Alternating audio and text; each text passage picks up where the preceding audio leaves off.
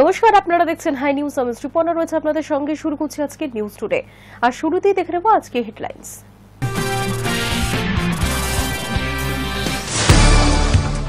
নিয়োগ দুর্নীতি মামলায় ফের জামিন, পার্থর পর কল্যাণময় গঙ্গোপাধ্যায়ের জামিন। বুধবার শর্ত সাপেক্ষে জামিন আবেদন মঞ্জুর করেছেন কলকাতা হাইকোর্টের বিচারপতি তীর্থঙ্কর ঘোষ।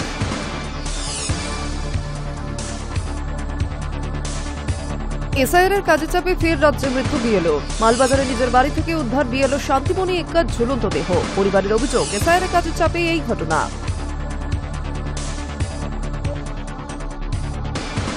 ফের বাংলায় এসআইআর আতঙ্কে আত্মহত্যার অভিযোগ। মৃত্যু হল উত্তর 24 পরগনার বাদুড়িয়ার বাসিন্দার। খবর পেয়ে মৃতের বাড়িতে যান বাদুড়িয়ার তৃণমূল বিধায়ক, আশ্বাস দেন পাশে থাকার। আধারকে ব্যক্তিগত পরিচয়পত্র হিসেবে ব্যবহার করার নিয়মে বড় পরিবর্তন ইউআইডিএআই এর। হোটেল, ইভেন্ট বা বিভিন্ন সংস্থায় আধারের ফটোকপি জমা নিয়ে তথ্যের অপব্যবহার হচ্ছে। এই সমস্যার সমাধান করতেই আধারের নয়া নিয়ম। শহরে প্রয়োজনের তুলনায় রাস্তাঘাট কম, বাড়ছে জনঘনত্ব। ফলে ব্যস্ত সময়ে রাস্তার নিত্য যানজট। পরিস্থিতি সামলাতে শহর জুড়ে একাধিক চওড়া রাস্তা এবং সংস্কারের পরিকল্পনা কলকাতা পুরসভার। যাত্রী সুবিধার্থে চালু হচ্ছে আরও একটি এসি লোকাল। পাশাপাশি ট্রেনের যাত্রাপথ বৃদ্ধি এবং রবিবারেও শিয়ালদহ কৃষ্ণনগর রুটে এসি লোকাল চালানোর ঘোষণা পূর্ব রেলওয়ের।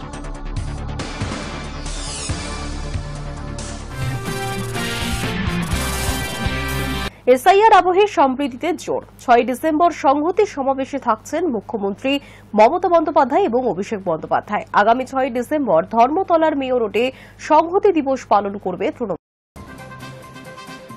26 নির্বাচনের আগে বঙ্গে চলছে ভোটার তালিকার বিশেষ নিবিড় সংশোধন বা এসআইআর। আর এই পরিস্থিতিতে রাজ্যের সম্প্রীতি সংহতি বজায় রাখা নিয়ে বাড়তি সতর্ক শাসক দল তৃণমূল। তাই আগামী 6 ডিসেম্বর সংহতি দিবসকে সামনে রেখে তাতে জোর দিতে বৃহত্তর সমাবেশের আয়োজন করা হয়েছে তৃণমূলের তরফে। সূত্রের খবর, ওই দিন ধর্মতলা মেয়র রোডের সংহতি সমাবেশে উপস্থিত থাকতে পারেন দলের সুপ্রিমো মমতা বন্দ্যোপাধ্যায় ও সর্বভারতীয় সাধারণ সম্পাদক অভিষেক বন্দ্যোপাধ্যায়। এই সমাবেশের দায়িত্ব দেওয়া হয়েছে শাসক শিবিরের যুব, ছাত্র ও সংখ্যালঘু সংগঠনকে। মঙ্গলবার এক ভিডিও বার্তায় দলের মুখপাত্র তথা অন্যতম রাজ্য সাধারণ সম্পাদক জয়প্রকাশ মজুমদার জানিয়েছেন, প্রতিবছর 6 ডিসেম্বর সংহতি দিবস পালিত হয়। এটা আমাদের সাংবিধানিক অধিকার। বাবরি মসজিদ ধ্বংসের দিনটিতে জাতীয় ঐক্য সম্প্রীতি দিবস হিসেবে পালন করা হয় প্রতি বছর। এবারও সেটাই হবে। আমাদের ছাত্র, যুব সংগঠন, সংখ্যালঘু সংগঠন মিলে তার আয়োজন করছে। সকলে আমরা এই অনুষ্ঠানে অংশ নেব। তবে সূত্রের খবর, অন্যান্য বছরের চেয়ে এই বছর তৃণমূল সংহতি দিবসের আয়োজনে বেশি জোর দিচ্ছে। এই মুহূর্তে রাজ্যে এসআইআর এর কাজ চলছে। ফেব্রুয়ারি মাসের প্রথম সপ্তাহের মধ্যেই চূড়ান্ত ভোটার তালিকা প্রকাশিত হবে। বিজেপির দাবি, বাংলায় অনুপ্রবেশকারীদের বাদ পড়তে হবে। নাম বাদ পড়তে চলেছে ভুয়ো ভোটার, আধার কার্ডের বিনিময়ে নাগরিকত্ব পাওয়া ব্যক্তিত্বদের। তাদের আরও দাবি, বিশেষত বাংলাদেশি মুসলিমদের নাগরিকত্ব বাতিল হতে পারে। আর এই আবহে যাতে এই রাজ্যে কোনো উস্কানি, সাম্প্রদায়িক অশান্তির বাতাবরণ তৈরি হতে না পারে, তার মোকাবিলায় শক্ত হাতে নামছে শাসক শিবির। 6 ডিসেম্বরকে কেন্দ্র করে সেই সংহতি আরও জোরদার করার লক্ষ্য তৃণমূলের। ওই দিনের সমাবেশে মমতা বন্দ্যোপাধ্যায়, অভিষেক বন্দ্যোপাধ্যায়ের উপস্থিতির দিকে নজর থাকছে সব মহলের। তারা কি বার্তা দেন তা নিয়েও আগ্রহ রাজনৈতিক মহল। Hi news network.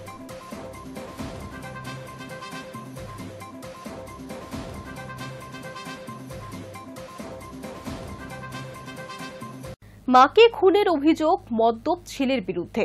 ঘটনাকে কেন্দ্র করে ব্যাপক চাঞ্চল্য ছড়িয়েছে আসানসোলের কুলটিতে।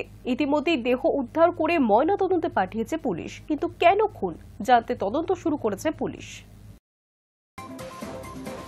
মাকে খুনের অভিযোগ মদ্যপ ছেলের বিরুদ্ধে।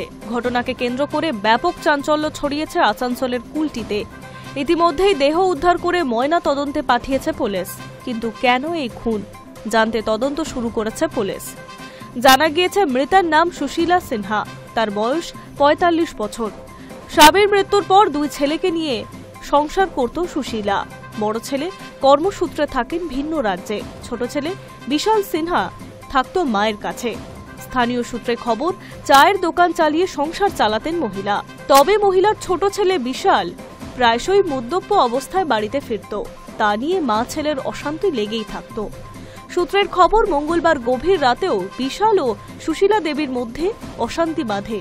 অভিযোগ, সেই বচসাই চরম আকার নেয়। আচমকা লোহার রড এনে মায়ের মাথার মধ্যে মারে বিশাল। রক্তাক্ত অবস্থায় লুটিয়ে পড়েন মহিলা। খবর পেয়েই প্রতিবেশীরা ছুটে যান। তড়িঘড়ি খবর দেওয়া হয় থানায়। রাতেই পুলিশ মহিলাকে উদ্ধার করে হাসপাতালে নিয়ে গেলে চিকিৎসকরা তাকে মৃত বলে ঘোষণা করেন।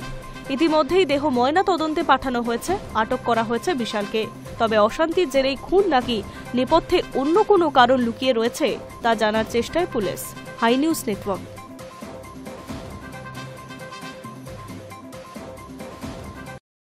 শিয়ালদা ডিভিশনে রক্ষণাবেক্ষণের কাজ। বুধবার রাতের পরেই বড়সড় ট্রাফিক ব্লক এবং পাওয়ার ব্লক নিতে চলেছে পূর্ব রেল। ফলে একাধিক লোকাল এবং প্যাসেঞ্জার ট্রেনের সময়সূচি বদলানো হয়েছে। আবারও কয়েকটি ট্রেন পুরোপুরি বাতিলের তালিকায়। যাত্রীদের ভোগান্তি এড়াতে আগেভাগে বিজ্ঞপ্তি জারি করল রেল কর্তৃপক্ষ। শিয়ালদহ ডিভিশনে হবে রক্ষণাবেক্ষণের কাজ।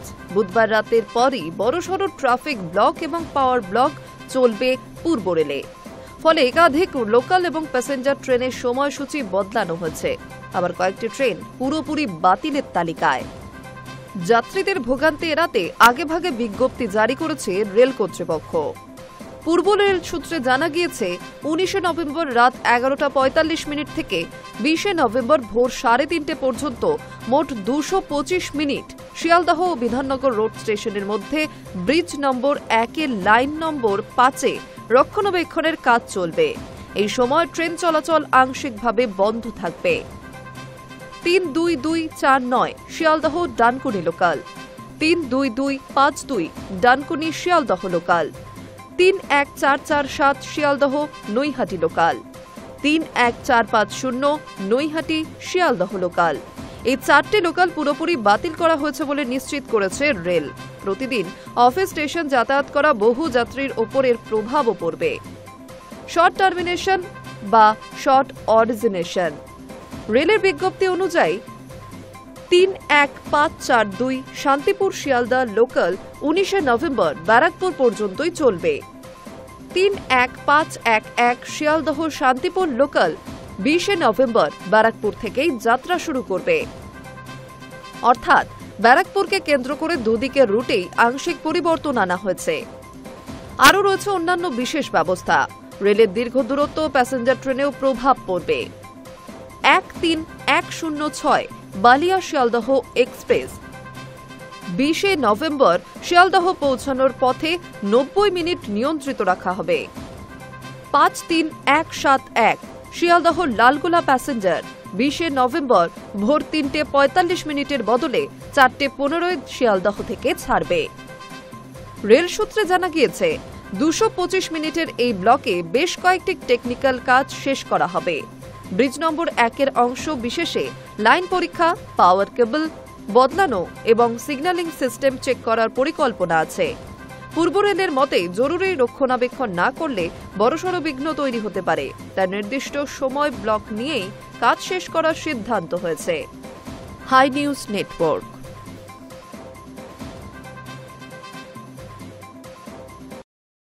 ব্যস্ত সময় যানজটে নাজেহাল শহরবাসী। প্রয়োজনের তুলনায় রাস্তাঘাট কম এবং তার উপর বাড়ছে জনঘনত্ব। ফলে ব্যস্ত সময় রাস্তার নিত্য যানজট। আর এই পরিস্থিতি পাল্টাতেই কলকাতা পৌরসভা শহর জুড়ে একাধিক রাস্তা চওড়া এবং সংস্কারের পরিকল্পনা নেমেছে। যানজটে নাজেহাল শহরবাসীর দীর্ঘদিনের অভিযোগ এবার শোনার চেষ্টা করছে পুরসভা। প্রয়োজনের তুলনায় রাস্তাঘাট কম, তার উপর বাড়ছে জনঘনত্ব। ফলে ব্যস্ত সময়ে রাস্তার নিত্য যানজট, তার সঙ্গে যুক্ত বিপদ। এই পরিস্থিতি পাল্টাতে কলকাতা পুরসভা শহর জুড়ে একাধিক রাস্তা চওড়া ও সংস্কারের পরিকল্পনায় নেমেছে। মেয়র ফিরহাদ হাকিমের ভাষায়, কলকাতা পুলিশকে জানানো হয়েছে কোন কোন রাস্তা খারাপ তার তালিকা দিতে। সেই অনুযায়ী আমরা সংস্কার করব। কয়েকটি রাস্তায় পেভার ব্লক বসানো হবে। পুরসভা সূত্রে জানা গিয়েছে, রাসবিহারী পণ্ডিতিয়া রোডের একটি বাইলেন 300 ফুট চওড়া করা হবে। এই কাজ শেষ হলে রাসবিহারী মোড় থেকে গড়িয়াহাটের ফাঁস কমবে বলে আশা করা হচ্ছে। ইএম বাইপাস লাগোয়া এলাকায় রিং রোডের আদলে নতুন সংযোগ রাস্তাও তৈরির অনুমোদন মিলেছে। মিলন মেলার পশ্চিম দিক থেকে শুরু হয়ে সায়েন্স সিটি হয়ে তা পৌঁছবে পার্ক সার্কাসের কানেক্টরে। এছাড়া EM bypass prince Anwar Shah road সংযোজকের নিচে জীবনানন্দ সেতু থেকে সেলিমপুর রোড মিলিয়ে নতুন 30 ফুট চওড়া রাস্তা হবে। বেলেঘাটা ক্যানেল সাউথ রোডে চিংড়িঘাটা থেকে শিয়ালদা পর্যন্ত 50 ফুট চওড়া প্রসারিত রাস্তা গড়ার পরিকল্পনাও চূড়ান্ত হয়েছে। চাউলপট্টি রোডকে 30 থেকে 40 ফুট পর্যন্ত বাড়ানোর সিদ্ধান্ত নেওয়া হয়েছে। ইএম বাইপাস লাগোয়া মঠেশ্বর তলা ও চকগড়িয়া এলাকায় নতুন 2টি প্রায় 20 ফুট চওড়া সংযোগকারী রাস্তা তৈরির সিদ্ধান্ত নিয়েছে পুরসভা। সূত্রের দাবি, ভবিষ্যতেও ওই 2 অঞ্চলে অভিজাত আবাসন তৈরির কথা, তাই আগে থেকে রাস্তা পরিকাঠামো শক্তিশালী করতে চায় পুরসভা। সব মিলিয়ে কলকাতা বাড়তে থাকা গাড়ির চাপে রাস্তাঘাট যে আগের মতো নেই তা উপলব্ধি করেই নতুন পরিকল্পনায় নেমেছে পুরসভা। শহরের যানবাহন চলাচলে এর ইতিবাচক প্রভাব পড়বে বলে আশা করছে প্রশাসন। High news network. শিয়ালদা ডিভিশনে যাত্রীদের জন্য সুখবর, যাত্রীরা পাচ্ছেন একটি নতুন এসি লোকাল, 2টি নতুন লোকাল ট্রেন, পাশাপাশি সাংবাদিক বৈঠক করে কয়েকটি ট্রেনের যাত্রাপথ বৃদ্ধি এবং রবিবার শিয়ালদা এবং কৃষ্ণনগর রুটে এসি লোকাল চালানোর কথা ঘোষণা করল পূর্ব রেলওয়ে। শিয়ালদহ ডিভিশনের যাত্রীদের জন্য সুখবর, যাত্রীরা পাচ্ছেন একটি নতুন এসি লোকাল, 2টি নতুন লোকাল ট্রেন, পাশাপাশি কয়েকটি ট্রেনের যাত্রাপথ বৃদ্ধি ও রবিবারেও শিয়ালদহ কৃষ্ণনগর রুটে এসি লোকাল চালানোর কথা ঘোষণা করল পূর্ব রেলওয়ে। মঙ্গলবার সাংবাদিক বৈঠক করে কথা ঘোষণা করা হয়েছে। রেলের তরফে জানানো হয়েছে, শিয়ালদহ থেকে কল্যাণী পর্যন্ত একটি নতুন এসি ট্রেন চালানো হবে। পড়ুয়া রোগীদের স্বার্থের কথা মাথায় রেখে এই ট্রেনটি চালানো হচ্ছে। দুপুর নাগাদ এই ট্রেনটি চলবে। শিয়ালদহ থেকে দুপুর 3:10 ছাড়বে ট্রেনটি। কল্যাণী পৌঁছবে বিকেল 4:32। কল্যাণী থেকে ট্রেনটি ছাড়বে বিকেল 5:02। শিয়ালদা পৌঁছবে 6:20। সোমবার থেকে শনিবার সপ্তাহে 6 দিন চলবে ট্রেনটি। যাত্রাপথে দাঁড়াবে বিধাননগর, দমদম, বেলঘরিয়া, সোদপুর, খড়দহ, বারাকপুর, শ্যামনগর, নৈহাটি ও কাঁচরাপাড়ায়। পূর্ব রেল আরও জানিয়েছে, এবার থেকে শিয়ালদহ কৃষ্ণনগর এসি লোকাল চলবে রবিবারেও। এই ট্রেনটি আগে সোমবার থেকে শনিবার পর্যন্ত চলত, সময় একই থাকছে। এছাড়াও রানাঘাট বনগা শিয়ালদহ এসি লোকাল ও শিয়ালদহ বনগা এসি লোকাল এবার থেকে গোপালনগর ও বামনগাছি স্টেশনেও দাঁড়াবে বলে জানিয়েছে রেল কর্তৃপক্ষ। এছাড়াও 2টি নতুন ট্রেনের কথা ঘোষণা করেছে রেল। দমদম ক্যান্টনমেন্ট থেকে বনগা পর্যন্ত একটি ট্রেনের কথা ঘোষণা করা হয়েছে। ট্রেনটি ছাড়বে রাত 8:05। চলবে প্রতিদিনই। এছাড়াও বনগা থেকে বারাসাত পর্যন্ত একটি নতুন ট্রেন শুরু করা হচ্ছে, সেটি ছাড়বে রাত 10টায়। এই ট্রেনটিও প্রতিদিন চলবে। এছাড়াও যাত্রীদের কথা ভেবে কয়েকটি ট্রেনের যাত্রাপথ বৃদ্ধির কথাও ভাবছে পূর্ব রেল কর্তৃপক্ষ। Hi news Network. সংসদে প্রশ্নের বিনিময়ে ঘুষ অভিযোগে তৃণমূল সাংসদ মহুয়া মৈত্রের বিরুদ্ধে সিবিআইকে চার্জশিট দাখিলে ছাড়পত্র দিয়েছে লোকপাল। আর সেই সিদ্ধান্তকে চ্যালেঞ্জ জানিয়ে দিল্লি হাইকোর্টে গিয়েছেন তৃণমূল সাংসদ। আদালত তার আবেদন গ্রহণ করেছে। আগামী 21 নভেম্বর এই মামলার শুনানি।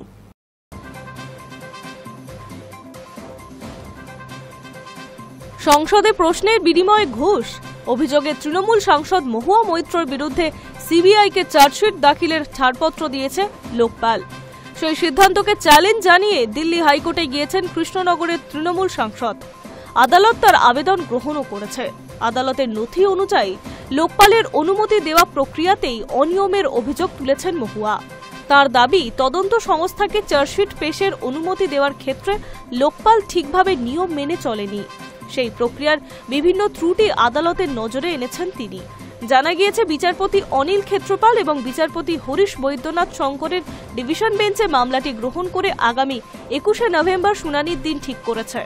কয়েকদিন আগে নদিয়ার করিমপুরের মাঠে তৃণমূল সাংসদ মহুয়া মৈত্র এবং প্রাক্তন সাংসদ পিনাকি মিস্টার বিয়ের রিসেপশন ছিল। খোলা মাঠে সুন্দর করে সাজিয়ে সেই রিসেপশনের ছবি সমাজ মাধ্যমে সেনসেশনও তৈরি করেছিল। এই আবহে প্রশ্ন, ঘুষ মামলায় মহুয়ার বিরুদ্ধে বড় পদক্ষেপ গ্রহণ করল লোকপাল।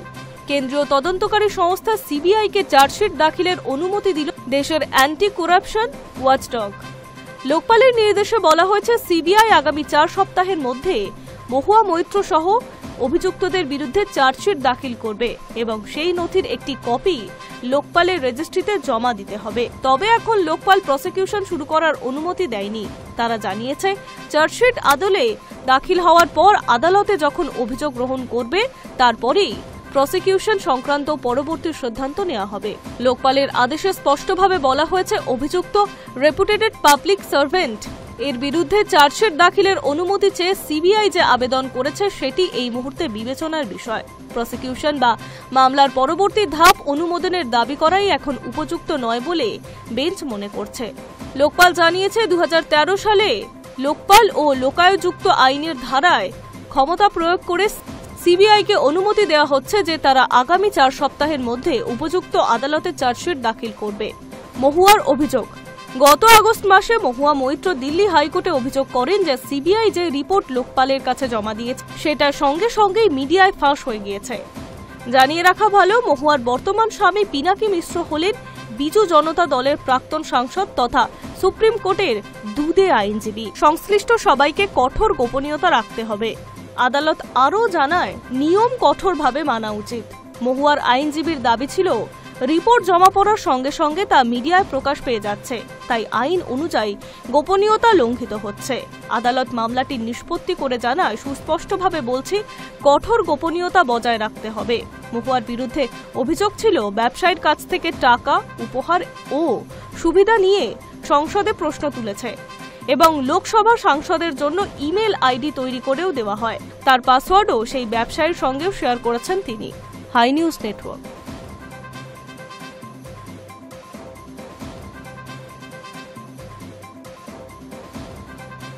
জঙ্গি তৈরির কারখানা দিল্লি বিস্ফোরণের পরেই নজর এসেছিল আল-ফালাহ বিশ্ববিদ্যালয়ের অন্দরের জিহাদি কার্যকলাপ, আর ওই বিশ্ববিদ্যালয়ের প্রতিষ্ঠাতা জাভেদ আহমেদ সিদ্দিকীকে গ্রেফতার করল ইডি। জঙ্গি তৈরি কারখানায় দিল্লি বিস্ফোরণের পরেই নজরে এসেছিল আল-ফালাহ বিশ্ববিদ্যালয়ের অন্দরে জেহাদি কার্যকলাপ। এবার বিশ্ববিদ্যালয়ের আর্থিক লেনদেনেরও বিস্তর গরমিলের হদিশ পাওয়া গেল। যার জেরে বিতর্কিত ওই বিশ্ববিদ্যালয়ের প্রতিষ্ঠাতা জাভেদ আহমেদ সিদ্দিকীকে গ্রেফতার করল ইডি। দিল্লি বিস্ফোরণে গোয়েন্দাদের রাডারে হরিয়ানার সেই আল-ফালাহ বিশ্ববিদ্যালয়কে আগেই সাসপেন্ড করেছিল অ্যাসোসিয়েশন অফ ইন্ডিয়ান ইউনিভার্সিটিজ। পরে শিক্ষা প্রতিষ্ঠানটির বিরুদ্ধে জোড়া এফআইআর দায়ের করে দিল্লি পুলিশের অপরাধ দমন শাখা। প্রথমটি প্রতারণা এবং দ্বিতীয়টি জালিয়াতির অভিযোগে তদন্ত করতে মঙ্গলবার সকালে সংস্থার দিল্লি অফিসে হানা দেয় কেন্দ্রীয় তদন্তকারী সংস্থা ইডি। একই সঙ্গে এই বিশ্ববিদ্যালয়ের সঙ্গে যুক্ত 25টি জায়গাতেও একযোগে তল্লাশি চালান ইডি আধিকারিকরা। আল-ফালাহ প্রতিষ্ঠাতা জাভেদ আহমেদ সিদ্দিকীকেও জিজ্ঞাসাবাদ করা হয়। দীর্ঘ জিজ্ঞাসাবাদের পর বহু প্রশ্নের উত্তর না পাওয়ায় তাকে গ্রেফতার করা হয়। ফরিদাবাদে বিস্ফোরণের উদ্ধার, বেশ কয়েকজন চিকিৎসককে গ্রেফতারি এবং তারপর দিল্লি বিস্ফোরণের সঙ্গে জড়িত আল-ফালাহ বিশ্ববিদ্যালয়ের নাম। সূত্রের খবর, আল-ফালাহ বিশ্ববিদ্যালয়ের বেশ কয়েকজন চিকিৎসক রয়েছে এই নাশকতার নেপথ্যে। দিল্লি বিস্ফোরণে আত্মঘাতী জঙ্গি উমারুল নবী এই আল-ফালাহ বিশ্ববিদ্যালয়ের সঙ্গে যুক্ত ছিলেন। গত কয়েকদিন দেশ জুড়ে বেশ কয়েকজন চিকিৎসককে জঙ্গি যোগে গ্রেফতারও করা হয়েছে। এদের অনেকেরই আল-ফালাহ বিশ্ববিদ্যালয়ের সঙ্গে যোগ পাওয়া গিয়েছে। ফলে এই বিশ্ববিদ্যালয়ের বেশ কিছু কর্মকাণ্ড নিয়ে তৈরি হয়েছে সন্দেহ। এমনকি আর্থিক লেনদেন নিয়েও প্রশ্ন রয়েছে। সেসব নিয়ে তদন্ত করতে সক্রিয় ইডি। আর শুরুতেই কেন্দ্রীয় তদন্তকারী সংস্থার জালে আল-ফালাহর প্রতিষ্ঠাতারা। High news network. রাতের ট্রেনে একাকী যাত্রা করছেন এক মহিলা। নারী সুরক্ষায় ট্রেনে বসে রইলেন এক পুলিশ কনস্টেবল। ট্রেনের দূরত্ব বজায় রেখে সফর করলেন একই কামরায়। মুম্বাইয়ের ভাইরাল এই ঘটনায় পুলিশ কনস্টেবলের প্রশংসায় ভরালেন নেটিজেনরা। রাতে ট্রেনে একাকী যাত্রা করছিলেন এক মহিলা। নিরাপত্তা দিতে পৌঁছে গেলেন এক পুলিশ কনস্টেবল। মহিলা থেকে দূরত্ব বজায় রেখে সফর করলেন একই কামরায়। ঘটনাটি মুম্বাইয়ের। সেই ঘটনার একটি ভিডিও ইতিমধ্যেই প্রকাশ্যে এসেছে। ভাইরাল হয়েছে সেই ভিডিও, সমাজ মাধ্যমে হইচই ফেলেছে। ওই পুলিশ কনস্টেবলের প্রশংসায় পঞ্চমুখ হয়েছেন নেট নাগরিকরা। যদিও এই ভিডিও সত্যতা যাচাই করেনি হাই নিউজ। ঘটনাটি কবে ক্যামেরাবন্দি করা হয়েছে তা ওই ভিডিও থেকে স্পষ্ট নয়। ভাইরাল সেই ভিডিওয় দেখা যাচ্ছে মুম্বাইয়ের একটি লোকাল ট্রেনে একাকী সফর করছেন এক তরুণী। কামরায় আর কোনো যাত্রী নেই। একটু দূরে বসে রয়েছেন পুলিশের এক কনস্টেবল। চারিদিকে নজর রাখছেন সাবধানে। ভিডিওটি ক্যামেরাবন্দি করার সময় ট্রেনটিকে ডকইয়ার্ড রোড স্টেশন অতিক্রম করতে দেখা যায়। সেই ভিডিওই প্রকাশ্যে এসেছে। ভিডিওয় দাবি করা হয়েছে তরুণীকে নিরাপত্তা দিতে পুলিশ কনস্টেবল ট্রেনের ওই কামরায় ছিলেন। তবে তরুণী যাত্রী বা কনস্টেবল কারোর পরিচয় এখনো পর্যন্ত জানা যায়নি। পুলিশ কনস্টেবলের প্রশংসায় পঞ্চমুখ হয়েছেন নেট নাগরিকরা। High news network. শুটিং এর ফাঁকে সময় পেলেই টলিউডের অভিনেত্রী মোনামি ঘোষ টুক করে চলে যান বেড়াতে যাওয়া যে তার একটা নেশা, সেটা তার সোশ্যাল মিডিয়া দেখলেই বোঝা যায়। এবারে অভিনেত্রী তার বিদেশ সফরে ধরা দিলেন একেবারে গ্ল্যাম লুকে। শুটিং এর ফাঁকে সময় পেলেই টলিউডের নায়িকা মোনামি ঘোষ টুক করে চলে যান বেড়াতে। তার পায়ের তলায় যে সরষে, সে কথা বলাই বাহুল্য। কয়েক মাস আগেই ফের বেড়াতে গিয়েছিলেন মোনামি। পুজোর আগেই নাকি ফের বিদেশের ট্যুর সেরেছেন তিনি। আর বেড়াতে গিয়ে বরাবরের মতো গ্ল্যাম লুকে ধরা দেবেন না মোনামি, তা আবার হয় নাকি? এবার মোনামি কোথায় বেড়াতে গিয়েছিলেন জানেন? নায়িকার গন্তব্য ছিল ভিয়েতনাম। পুজোয় মুক্তি পেয়েছে মোনামির মিউজিক ভিডিও কলকি। তারই শুটিং শেষ হতে না হতেই ভিয়েতনামের উদ্দেশ্যে পাড়ি দিয়েছিলেন অভিনেত্রী। ফিরে এসে সেরেছেন কলকির প্রচার। তাই অনুরাগীদের আশায় জল না ঢেলে নীল মনোকিনীতে সেজে লাস্যময়ী হয়ে উঠলেন মোনামি। পুলের ধারে বসে তুললেন এক গুচ্ছ ছবি। ছবির ব্যাকগ্রাউন্ডে দেখা যাচ্ছে সবুজে ঢাকা পাহাড়। মোনামির এই ছবি দেখে রীতিমতো ক্রাশ খেয়েছে গোটা নেটপাড়া। পুলে নেমে মোনামি তার অনুরাগীদের বললেন হ্যাপি স্নান ডে। শুধু নীল মনোকিনীতেই নয়, মাল্টি কালার সুইমস্যুটে পুলের রীতিমতো জলকেলিতে মেতেছেন অভিনেত্রী। চোখে পড়েছেন সানগ্লাস, মুখে দুষ্টু হাসি। ভিয়েতনাম সফরের ট্রিপে মোনামির দোসর হয়েছিলেন তার মা। ভিয়েতনামে প্রথম নয়, এর আগেও গিয়েছেন মোনামি। নিজের সঙ্গে মিল খুঁজে পান বলেই নাকি থাইল্যান্ড, ভিয়েতনাম, জাপানের মতো জায়গা তার পছন্দের তালিকায় থাকে সব সময়। অভিনেত্রীর পছন্দের ভিয়েতনাম সফরের ছবি দেখে কি আপনিও ভাবছেন বেড়াতে যাবেন? তাহলে আর দেরি কেন? প্ল্যান করে ঘুরে আসতেই পারেন ভিয়েতনাম থেকে। Hi news network.